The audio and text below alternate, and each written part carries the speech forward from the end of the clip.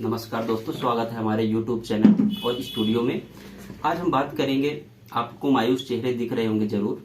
ये एक भारतीय होने के नाते सबका चेहरा झुका हुआ है, सबका चेहरा दुखी है, लेकिन फिर भी जीत के आगे बढ़ना ही हमारा, हार के भी जीत के भी आगे बढ़ना ही हमारा लक्ष्य होता है। तो इसी संदर्भ में आज हम चर्चा करेंगे। हमारे एक वरिष्ठ और खेल के जानकार श्री कमल श्री स्टूडियो में पधारे हैं, उनका स्वागत करते हैं। धन्यवाद। तो आज हम बात करेंगे भारत की हार का क्या कारण था, कैसे भारत हारी और क्या सुधार किए जाना चाहिए और क्या आलोचनाएं होनी चाहिए, वास्तव में आलोचनाएं होनी चाहिए, कैसे कैसे क्रिटिसाइज होना चाहिए, क्या वाकई में आलोचना के लायक कुछ खिलाड़ी हैं कि नहीं है, उस बारे में हम चर्चा करेंगे। तो पहला सवाल मैं आपसे करना चाहता हूं कि क्या आपको खेल से पहले लगता था कि भारतीय टीम सेमीफाइनल का जो सफर है उसको तय करने के बाद फाइनल में प्रवेश कर पाएगी? हाँ, ये तो लग रहा था कि मतलब भारतीय टीम को फाइनल तक पहुंचना चाहिए। अच्छा, तो अभी तक का जिस तरह का सफर रहा है हमारा, पाकिस्तान से एक अच्छा मैच जीते, उसके बाद अच्छा परफॉर्मेंस किए, कुछ बैट्समैन बॉलर फॉर्म में थे, उसके बाद हमको लग रहा था तो आज क्यों हम नहीं पहुंच पाए? अगर आपको लग रहा था तो क्या गलतियां भारतीय टीम ने कर दी जिसकी वजह से हम नहीं पहुंच पाए? एक तो पहला हम टॉस हार गए, हम्म तो वो थोड़ा सा मानसिक दबाव बन गया कि हमारी पहली बैटिंग आ गई। ठीक है, तो इसके पीछे अगर टॉस हार गई तो क्या भारतीय टीम, मुझे ऐसा लगता है कि भारतीय टीम जो पहले से इस चैलेंज को स्वीकार नहीं कर रहे थे, पिछले सीरीजों को अगर देखें कि भारतीय टीम टॉस जीतने के बाद हमेशा हमेशा वो करने की बल्लेबाजी करती थी पहले, और उसके बाद गेंदबाजी करती थी पहले, बाद में बल्लेबाजी करती थी, तो उसका क्या खामियाजा यहाँ क्या भुगतना पड़ा? जैसा कि दो सीरीजों में देखा गया, आप जब कमजोर टीमों के खिलाफ गए, जैसे ऑस्ट्रेलिया जब आई, इंडिया, फिर अफ्रीका भी आई, तो आप पहले फील्डिंग करने का फैसला जो कर रहे थे, तो आप अपनी बॉलिंग को टेस्ट नहीं कर रहे थे। आज वही थोड़ा सा माइनस पॉइंट दिखा। अच्छा, तो अगर आप उस खेमे में 11-15 दलीय जो भारतीय सेना थी उसमें अगर आप शामिल होते तो क्या बदलाव करते? सेमीफाइनल में आपको क्या स्ट्रेटजी होती? जिस तरह से पहले टॉस हारना, उसके बाद फिर पहले बल्लेबाजी करना, फिर किस तरह से मतलब अपनी बल्लेबाजी क्रम को सुधारते, या फिर बल्लेबाजों की स्ट्रेटजी क्या होती? एक तो इंडिया के जो लीग स्टेज के मैच थे, तो उसमें इंडिया ने मतलब जब एक आध दो मैच में फेल हुए, तो इंडिया ने अपने जो स्ट्रेंथ थी 15 सदस्य, उस पर मतलब टेस्ट नहीं किया कि और कौन सा खिलाड़ी अच्छा कर सकता है, या उसको मौका दें तो शायद वो आने वाले मैचों में हमारे लिए मैच निकाल के दे सके। तो ठीक है, मतलब कि अगर ऐसे खिलाड़ियों का ऐसे खोज हमको नहीं हो पाई है जिसके जो मैच हमको जिता के दे, और इस बारे में आप क्या कहेंगे जो केएल राहुल और मौजूदा कप्तान भारतीय रोहित शर्मा, इनके फॉर्म को लेके आप क्या कहेंगे? इनमें क्या मतलब ऐसा हो गया था? इसके पहले वेल फॉर्म थे, केएल राहुल भी थे, काफी दिनों से खैर क्रिकेट नहीं खेला था, रोहित शर्मा अच्छे क्रिकेट के लिए जाने जाते हैं, इनके साथ क्या हो, इनके क्या दबाव, आपको क्या लग रहा है, इनके दिमाग में क्या चल रहा होगा जो फॉर्म नहीं ले पाए? एक तो मतलब मैं देख रहा हूँ कि पहली बैटिंग नहीं लिए बहुत सारे मैचों में, मतलब बाद में बैटिंग कर रहे थे, फिर जो शुरुआती ओवर थे उसमें इनको स्टार्ट मिल रहा था तो उसको कंटिन्यू भी नहीं कर रहे थे, जल्दी अपना विकेट छोड़ के जा रहे थे कि ऐसा लग रहा था कि मैं 10 गेंद खेलूं, 20 रन के चला जाऊं, लंबी पारी खेलने की नहीं सोच रहे थे। अजय, एक भारतीय क्रिकेट टीम के फैंस होने के नाते आप रोहित शर्मा को क्या सजेशन देने चाहते हैं कि क्या किस तरह का वो क्रिकेट खेले? रोहित शर्मा क्या को स्ट्रेटजी हो? रोहित शर्मा को मैं यही कहना चाहता था कि आप 30 गेंद खेलो, 40 रन बनाओ, 30 गेंद खेलो, 25 रन बनाओ, लेकिन एक पारी को बिल्डअप करो। या इसके बाद आपके पास सूर्या है, पांड्या है, कोहली है, तो जो आप अगर 50 रन के अंदर 2 विकेट गिरा रहे हैं और उसमें 8 ओवर चले जा रहे हैं, उसके बाद कोहली के ऊपर दबाव बढ़ रहा है, कोहली भी अपनी उस पारी को बिल्डअप नहीं कर पा रहे, वो भी रन गेंद बराबर खेल रहा है। फिर ठीक है, तो आप मतलब एक फाइनल सजेशन क्या देना चाहते हैं रोहित शर्मा को? रोहित शर्मा को मैं यही सजेशन देना चाहता हूं कि जो मतलब थोड़ा फिटनेस को अपने मेंटेन करें, और जो मतलब खेलने का तरीका है, जो जिस गेंदों पर वो आउट हो रहे हैं, उन गेंदों को अगर नहीं खेल पा रहे हैं तो उनको छोड़ दें आराम से। ये मिला के रोहित शर्मा को संयम बरतने की जरूरत है। वो शुरू में अच्छा खेले, गेंदे अपने ले, टाइम ले और जमे, और जिसमें जरूरत है उसी में ही शॉट लगाए, एक्स्ट्रा जरूरत नहीं है। और केएल राहुल जो कि पिछले 2 क्रिकेट में अच्छा खेले थे, उनकी बदौलत बांग्लादेश से एक मैच भी हमने जीता, तो वो कहाँ जल्दबाजी कर गए, कहाँ चूक आज हो गए उनसे? केएल राहुल को मैं जहां तक देखा हूं तो मतलब केएल राहुल जो उनके शॉट नहीं है, जो उनके रेंज की शॉट नहीं, वो खेलने जा रहे हैं। क्योंकि अच्छा, शॉट जैसे आज बाहर निकलती हुई गेंद को मतलब जबरदस्ती हाँ। छूने की कोशिश करना, ऐसा। या तो उस गेंद पर तेजी से बैट चलाते तो शायद वो गेंद आज 4 रन चली जाती, और वही गेंद पर उन्होंने अपना बैट अड़ा दिया तो वो कीपर के पास चली गई। बाकी सूर्या जो कि 360, विराट कोहली के बारे में हम आएंगे, क्योंकि विराट कोहली के बारे में ज्यादा कहना आज उचित बनता नहीं, क्योंकि ये मेनली जो आज है आलोचना का एक कुल मिला के स्टूडियो में बात होगी, ज्यादातर आलोचनाएं की जाएंगी, क्योंकि आलोचनाएं ही किसी स्थित परिस्थिति और परिवर्तन को बढ़ाती हैं, आगे बढ़ाती हैं पॉजिटिव की। कोहली का परफॉर्मेंस आपको क्या था इस वर्ल्ड कप में? कोहली का परफॉर्मेंस एक प्रकार से ओवरऑल तो मैं कहूंगा कि वो बंदा अपना पूरा 100% दिया। उसको कोई मतलब ये नहीं कह सकता है कि 1-2 मैच उसके छोड़ दिए जाए, तो वो पूरे मैच में एकदम दम लगा के खेला। कुल मिला के अगर कहा जाए तो विराट कोहली जो कि किंग कोहली के नाम से जाने जाते हैं, उनकी ही वजह से इंडिया टीम यहाँ तक का सफर तय की। क्या ये कहना सही है? ये सही है कि मतलब आप 2 या 1 बंदे पर डिपेंडेंट थे कि कोहली और सूर्या हमको मैच निकाल के देंगे। ठीक है, अब सूर्या ने आज क्या गलती की? वो बहुत अच्छा खेल रहे थे, उन्होंने आते ही अच्छे अच्छे शॉट खेले, छक्का मारा, चौका मारे, फिर उनकी क्या गलती हो गई? क्या उनकी स्ट्रेटजी में गलती हुई? सूर्या ने मतलब आज वो नहीं समझ पाए कि पिच का मिजाज क्या है, पिच में तेजी कितनी है और बॉलर की स्ट्रेटजी किस तरह की है, कि मतलब वो किस लेंथ पर गेंद खिलाएंगे, कितनी तेजी से गेंद खिलाएंगे। क्योंकि देखिए आप उनके सामने सीधे आदिल रशीद को लाया गया, जिसका उनको पता था कि अगर धीमी गेंद रहेंगी तो जरूर आउट होगा। हंसते हैं वो, उनका जो खेलने का नेचुरल तरीका है, स्पीड गेंद में, तेज गेंद पे वो दिशा देते हैं और छक्का मारते हैं, उसमें आज फंस गए। अब हमारी यहाँ तक तो बैटिंग लाइन, हार्दिक पांड्या के इनिंग के बारे में क्या कहेंगे? उनका कैसा रहा ये पूरा विश्व कप? हार्दिक पांड्या का भी योगदान मैं मानता हूँ कि 70-80% बढ़िया था। कहीं कहीं थोड़ी सी गलतियां हुई हैं, लेकिन उनका भी जितना कोहली का योगदान था यहाँ तक सफर के लिए, उतना हार्दिक पांड्या का भी। तो भारतीय टीम के बारे में और इस विश्व कप के बारे में आपकी जो भी विचारधाराएं हैं, किस खिलाड़ी को आप आलोचना करना चाहते हैं, किस प्लेयर को आलोचना करना चाहते हैं, किस कप्तान को आलोचना करना चाहते हैं, आप खुल के कर सकते हैं यहाँ पे आलोचना, और ये मंच आपके लिए है। देखिए अगर ओवरऑल आप एक खिलाड़ी या 2 खिलाड़ियों पर डिपेंडेंट रहेंगे तो इस तरह से तो आप सेमीफाइनल, क्वार्टर फाइनल तक ही पहुंच पाएंगे। लेकिन अगर आप पूरी टीम की तरह खेलेंगे तभी पहुंच पाएंगे। क्योंकि देखिए कहीं ना कहीं इंग्लैंड अगर यहाँ तक पहुंचा है तो उनके कहीं ना कहीं बॉलर और बैट्समैन ऊपर के, फिर नीचे के बैट्समैन भी काम किए हैं। जैसे पाकिस्तान अपने 2 मैच हारे लीग स्टेज में, लेकिन आज वो पहुंचा क्योंकि उसकी बॉलिंग यूनिट भी उतनी काम कर रही थी। फिर बाबर और रिजवान का फॉर्म में वापस आना, ये भी उनके लिए पॉजिटिव साइड था। और उन्होंने जाना कि फकर जमान बीच में काम नहीं कर रहे हैं, तो फकर जमान को हटाकर शान मसूद को खिलाया, फिर हारिस को खिलाया।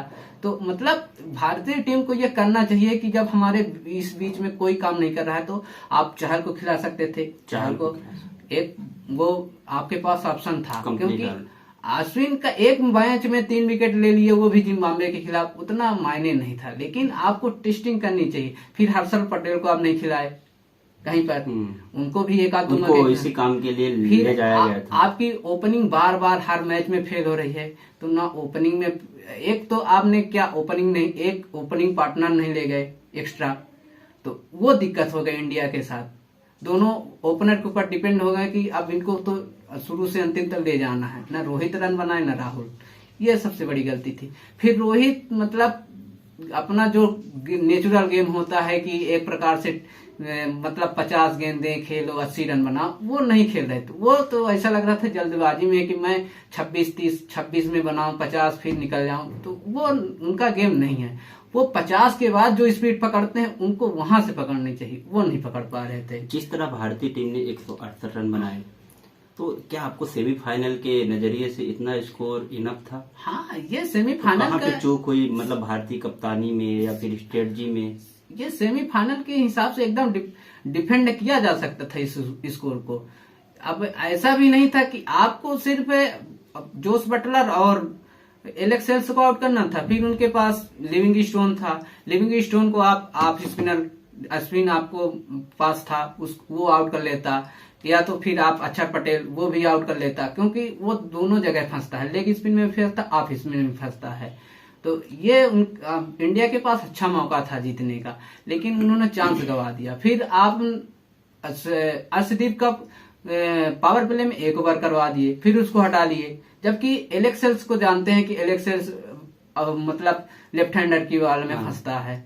फिर इसके बाद बटलर के लिए आप कुछ नहीं किए, बटलर को आप उसके जहां उसको स्ट्रांग जोन है वहां पर खिला रहे हो। अगर आप इसी 168 रन 170 रन के लक्ष्य को चेज कर रहे होते, आप कप्तान होते, तो क्या मतलब आपके जो जैसे रोहित शर्मा जी ने किया, तो आप क्या बदलाव करते, कहाँ से शुरुआत करते, कौन से बॉलर से करते, कहाँ पे मतलब आप बदल जो हुआ है उससे अलग करते, और क्या संभावनाएं बन सकती थी? जैसे मतलब अगर जैसे शुरू में भुवनेश्वर के 2 ओवर करवाने के बाद फिर समीर से 2 ओवर करवाते, या तो अक्षर पटेल को जल्दी लेके आते, तो वो भी एक इनके लिए एक बेनिफिट हो सकता था कि अक्षर पटेल आपको वहां पर 1 या 2 विकेट निकाल के जल्दी दे सकता था। अच्छा, उसके बाद और बाकी भारतीय टीम, ऋषभ पंत जिनको मौका कम मिला हालांकि, लेकिन उनका जो फॉर्म है, जो उनका खेलने का तरीका है, आप उनके लिए क्या सुझाव, क्योंकि ये भविष्य में एक अच्छा प्लेयर बन सकता है, आगामी 2023 वर्ल्ड कप है, और किस तरह भारतीय टीम को फिर से बिल्डअप करना चाहिए और किस तरह से फिर रिकंस्ट्रक्ट होके एकजुट होके फिर से 2023 के मिशन में जुट जाना चाहिए, तो क्या क्या खिलाड़ी हो सकते हैं, कौन लोग बाहर हो सकते हैं, आप सीधा यहाँ पे बोल सकते हैं।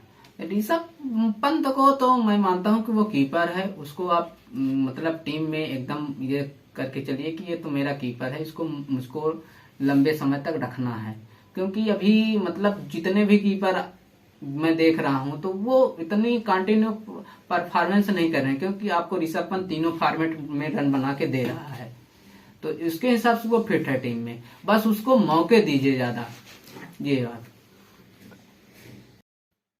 तो अब जैसे आगामी 2023 वर्ल्ड कप है, और इस वर्ल्ड कप में इस यादों को हम भूल जाएंगे क्योंकि कड़वी यादें हैं। अब आगे आपकी क्या मतलब प्लान रहेगी, कौन से खिलाड़ी वो है, 3-4 खिलाड़ी जो कि आपको दिमाग में चुभते हैं कि इन खिलाड़ियों का क्या परफॉर्मेंस रहा, इनकी आलोचना कर सकते हैं आप और बता सकते हैं कि इनको रहना चाहिए टीम में कि नहीं, एकदम क्लियर कट आप बोल सकते हैं। और रोहित, एक लास्ट सवाल है, रोहित शर्मा की कप्तानी क्या कंटिन्यू होगी कि नहीं होगी? रोहित शर्मा को अगर मैं मानता हूं कि अभी ओडीआई को खिला सकते हैं, या अगर उनको बाहर एक बार मतलब बाहर कर सकते हैं, उनकी फिटनेस पर वो अपना देखें, फिर इसके बाद अब कप्तानी को कंटिन्यू नहीं कर सकते हैं, क्योंकि आप बायलैटरल सीरीज जीत रहे हैं लेकिन बड़े टूर्नामेंट में फेल रहे हैं। तो अगर कप्तानी का ही सवाल था तो विराट भी बायलैटरल सीरीज जीत रहे थे, ऐसा नहीं है।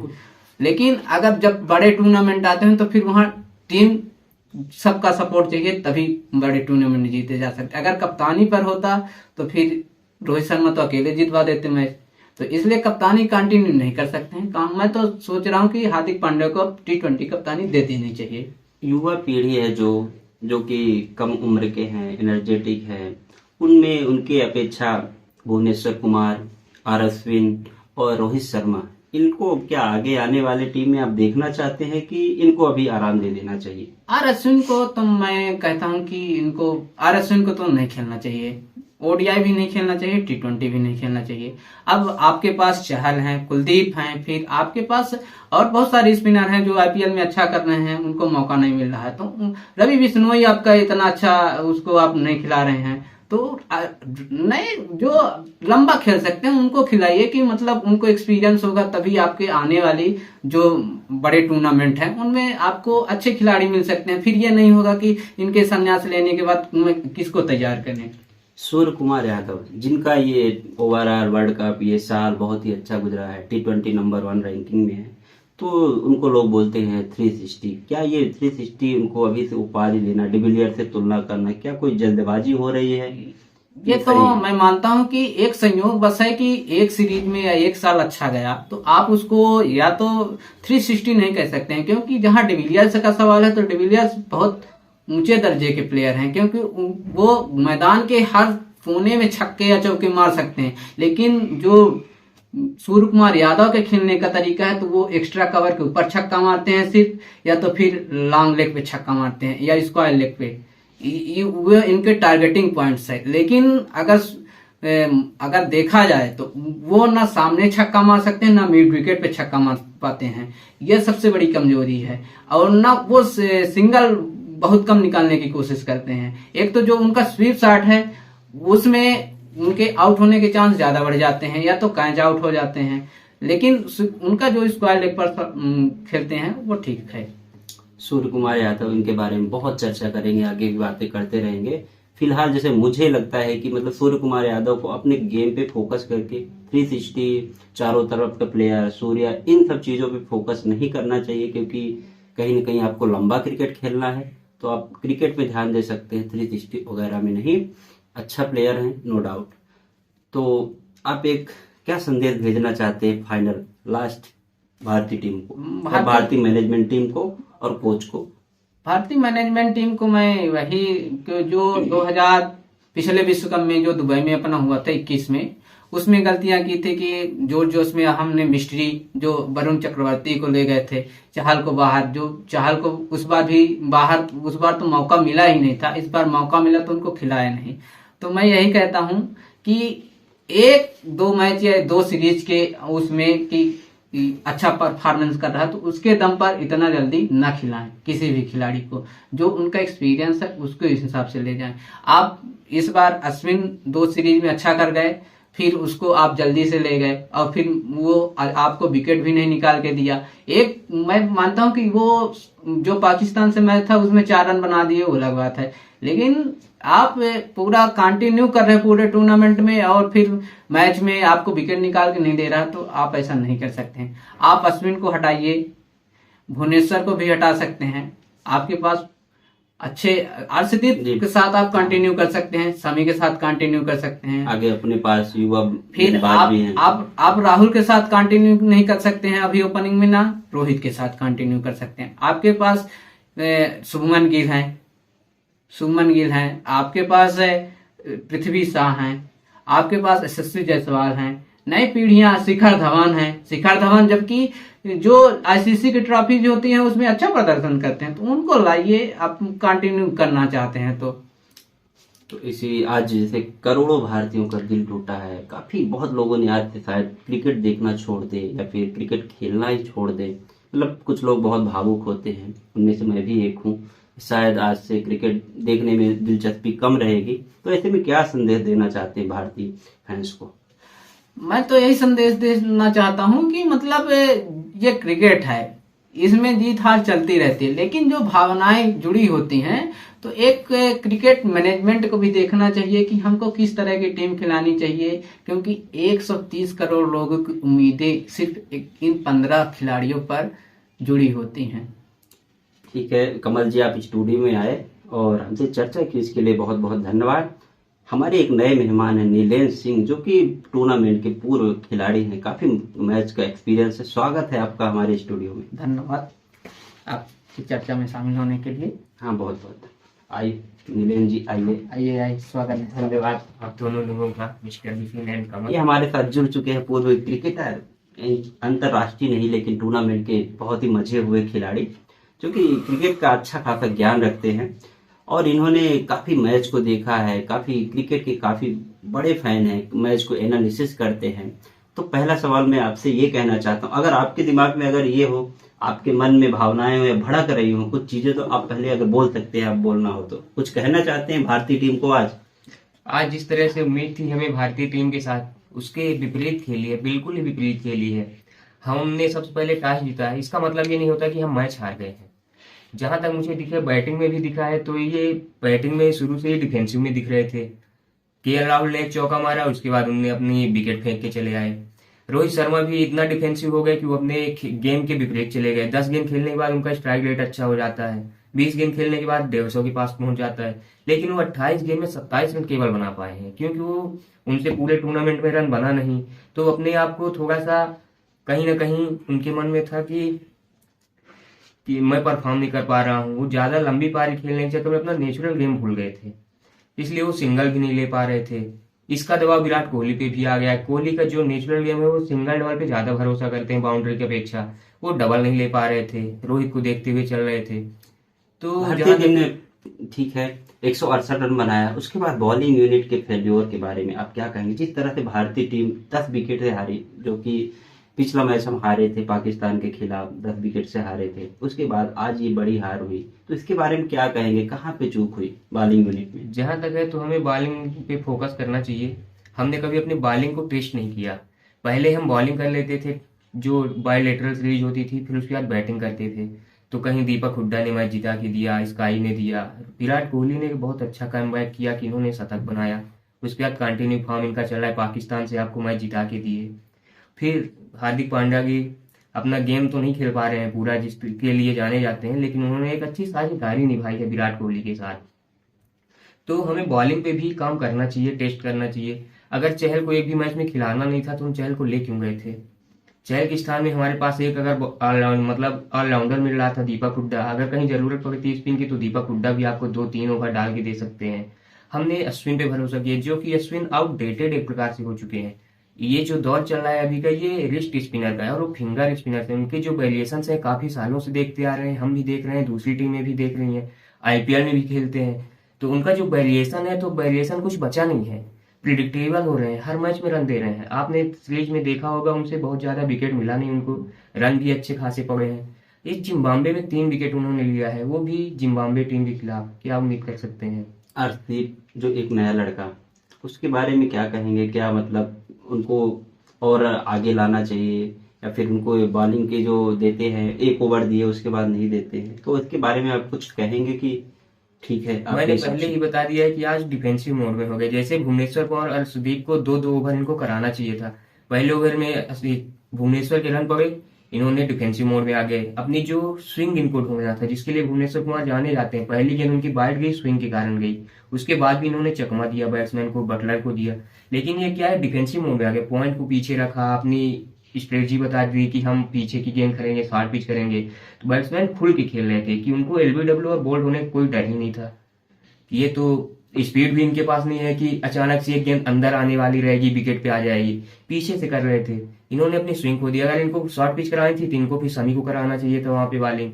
अर्शदीप को, जिसके खिलाफ लेफ्ट आर्मर के खिलाफ एलेक्स हेल्स फंसता है, उसके सामने एलेक्स हेल्स के सामने अर्शदीप का 2 ओवर कराना चाहिए, कम से कम 3 भी करा सकते थे, क्योंकि भुवनेश्वर भी 1.5 ओवर से स्पेशलिस्ट है, वो भी डाल सकते थे लास्ट में। तो इनको विकेट के लिए जाना था, इतना जल्दी डिफेंसिव नहीं होना था। ये तो रहे बॉलिंग यूनिट के बाद भारतीय टीम की जो कि लगातार समस्या बनी हुई है, ओपनिंग साझेदारी, सलामी बल्लेबाज रोहित शर्मा और केएल राहुल जो लगातार अपने फॉर्म से जूझते हैं, इसका टीम पे क्या इफेक्ट पड़ता है? टीम पे इसका बहुत बड़ा इफेक्ट पड़ता है, क्योंकि हमारे पास जो लास्ट में सूर्या है, हार्दिक पांड्या है और अपना दिनेश कार्तिक हो या फिर ऋषभ पंत हो, हालांकि दोनों विकेट कीपर अच्छा परफॉर्म नहीं कर पाए हैं, लेकिन ये सब हिटिंग के लिए जाने जाते हैं, अच्छा फिनिश आपको दे सकते हैं। अगर आपको शुरू में अच्छा टच मिलता है, ओपनिंग टच अच्छा मिल जाता है, तो ये फिनिश अच्छा कर सकते हैं, तो 180 190 प्लस कर सकते हैं किसी भी टीम के खिलाफ। लेकिन ये ओपनिंग में ही दबाव आ रहा था, ये 10-10 गेंद खेल रहे थे, 7-8 रन बना रहे थे, पावर प्ले पूरा विराट कोहली के ऊपर दबाव आ रहा था कि उनको वो भी अपना नेचुरल गेम नहीं खेल रहे थे, वो भी पारी को लंबा खींचने में ज्यादा गेंदे खेल रहे थे। भले ही पाकिस्तान के खिलाफ उन्होंने बहुत अच्छे स्ट्राइक रेट के साथ लास्ट में रन बनाए हैं, शुरू में उन्होंने हार्दिक पांड्या के साथ अच्छी साझेदारी निभाई है। अगर शुरू में रोहित शर्मा या फिर केएल राहुल, जिसके लिए जाने जाते हैं स्टैंड के लिए, इनका स्ट्राइक रेट भी आप देख लीजिए, रिकॉर्ड तो अच्छा है, लेकिन इन्होंने अपना नेचुरल गेम एक भी मैच में खेला नहीं। भले विराट कोहली केएल राहुल के बल्ले से 2 अर्धशतक आए, लेकिन जिस तरह से वो जाने जाते हैं अर्धशतक के बाद 80-90 रन, जैसे आईपीएल में हम देखते हैं कि हर बार वो अर्ली कप के दावेदार रहते ही हैं। अभी पिछले 4-5 सीजन में तो 3 उन्होंने ही उठाई, तो उन्होंने रन बनाया नहीं उस हिसाब से। फिलहाल केएल राहुल और रोहित शर्मा के रिप्लेसमेंट के तौर पे आप किसी को देखना चाहते हैं कोई, फिर आगे आने वाले समय में इन्हीं को कंटिन्यू रखना चाहते हैं? आगामी वर्ल्ड कप है 2023 का, वो लंबा क्रिकेट है 50 ओवर का, तो आप क्या इनके साथ ही जाना चाहेंगे कि कुछ रिप्लेसमेंट के तौर पे और कोई दिख रहा है? अगर मेरे हिसाब से देखना चाहिए तो इनको बीच बीच में नए लड़कों को आजमाना चाहिए। एक आप रोहित शर्मा या फिर केएल राहुल के साथ में शुभमन गिल को करा सकते हैं। आपके पास पृथ्वी शॉ है, किसी को भी एक कंटिन्यू करिए। अगर आपको तेज ओपनिंग चाहिए तो पृथ्वी शॉ को ले आइए। अगर थोड़ा सा विराट कोहली वाला क्रिकेट चाहिए, शुभमन गिल को ले आइए। शुभमन गिल बहुत अच्छा फ्यूचर है मुझे, मेरे हिसाब से, कि बहुत अच्छा प्लेयर बन सकता है। आपको उस पर इन्वेस्ट करना पड़ेगा। अब एक सवाल जो करोड़ों भारतीयों के दिमाग में चल रहा है, क्या रोहित शर्मा आगे कंटिन्यू रहेंगे या फिर उनके रिप्लेसमेंट के तौर पे कोई और नया आप कप्तान ढूंढना चाहेंगे? मैं अगर चाहता हूँ, अगर आपको एक बहुत अच्छा कैप्टन चाहिए तो उसके लिए रोहित शर्मा का आईपीएल का प्रदर्शन देख के अच्छा लगता है कि हाँ वो एक अच्छा कैप्टन है। लेकिन एज अ प्लेयर अगर आपको चाहिए तो रोहित शर्मा कैप्टन के साथ प्लेयर अच्छा नहीं है, क्योंकि आईपीएल में भी उनसे रन नहीं बने हैं।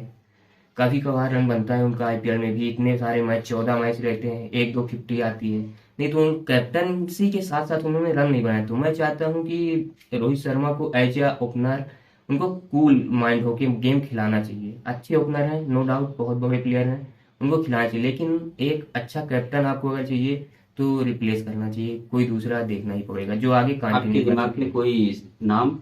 मेरे दिमाग में अभी तो रोहित देखेंगे तो बहुत अच्छा कैप्टन है जिनको मौका मिला, गुजरात टाइटंस का टाइटल ही जीता है, एक हार्दिक पांड्या ही है जो आपको कंटिन्यू मैच भी खेल के देंगे।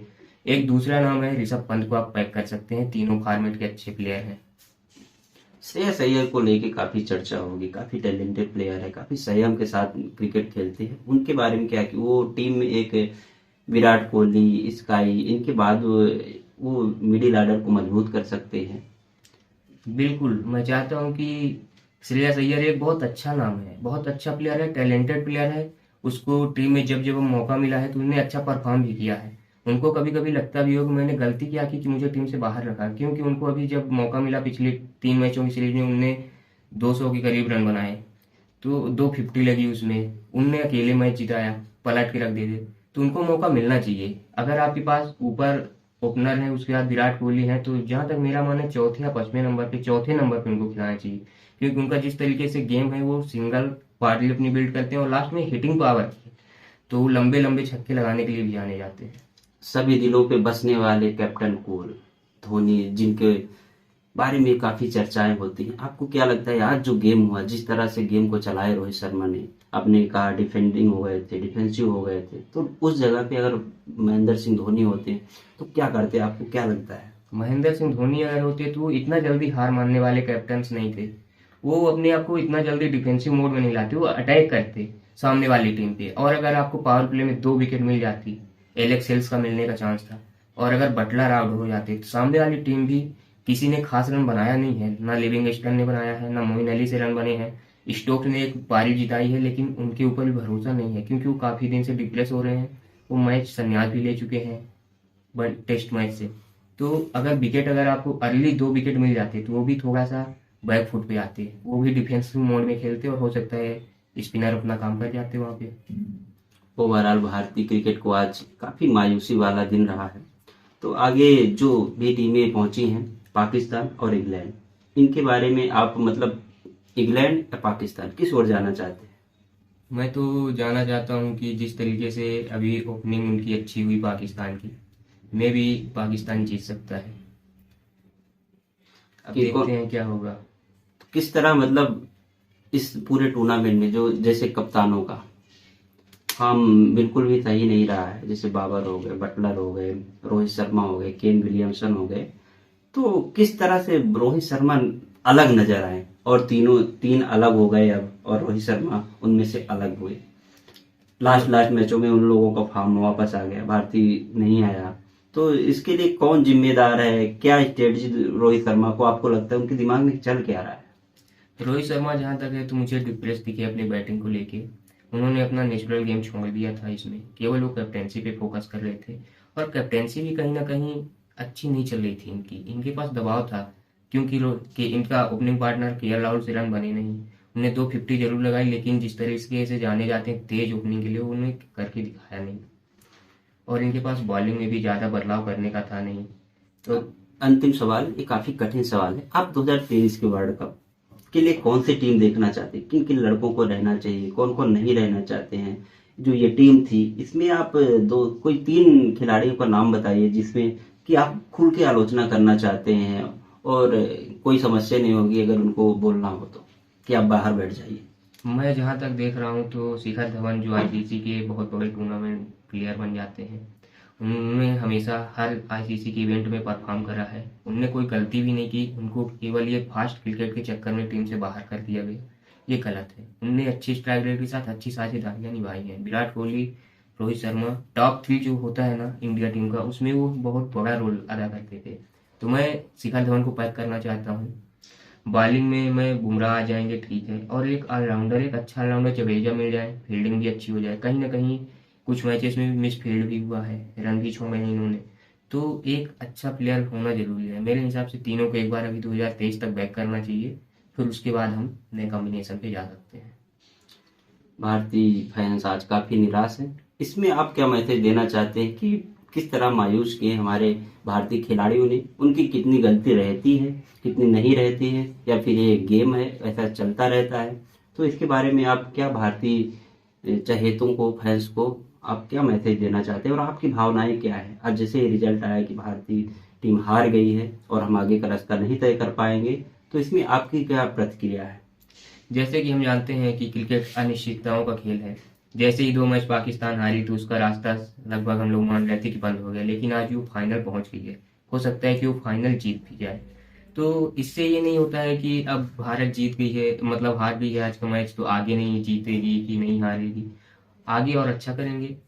बॉयज प्लेड वेल, बहुत अच्छा होगा। देखते हैं फिर आगे का क्या है। बहुत बहुत धन्यवाद आप दोनों जानकारों का क्रिकेट के, हमारे इस स्टूडियो पे पधारे और अपनी अपनी राय और प्रतिक्रिया दी। धन्यवाद। धन्यवाद बुलाने के लिए। धन्यवाद।